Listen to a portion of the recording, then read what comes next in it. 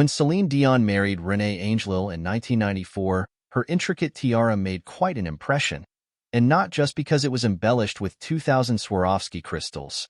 In a recent Vogue video, the "It's All Coming Back to Me" singer recalled how the striking headpiece, which reportedly weighed 7 pounds and was sewn onto her head, ended up sending her to the hospital. At the time, she felt confident she could manage the weight of the tiara, she said. "When you're so happy, there's no weight, there's no problem, there's no pain."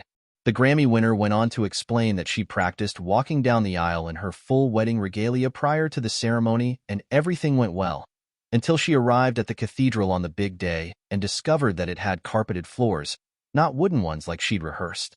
"I had an immediate facelift," Dion joked. "I start to walk and I go like, am I going to make it? Am I going to make it to my future husband? But like I said, I'm going to run to you." I did. That evening, Dion said, everything went great and people were happy. But when she finally removed the tiara, she discovered that she'd sustained a cut on her head because the pressure was too much.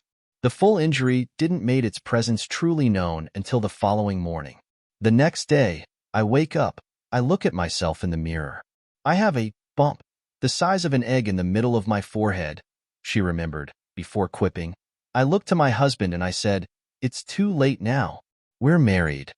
The goose egg was so huge, Dion said, that it made her eyes look crossed. "I'm like, okay, let's go to the doctor," she said. "I had to be on antibiotics for about 3 weeks. Still, even if it resulted in a big lump on her forehead, Dion wouldn't change a thing about her wedding day. "This is a moment that will be with me for the rest of my life," she said. "The dress couldn't have been big enough. I could have had 3 times the size on my head. I could have had 6 different dresses that night, because he was, and he still is such a wonderful human being."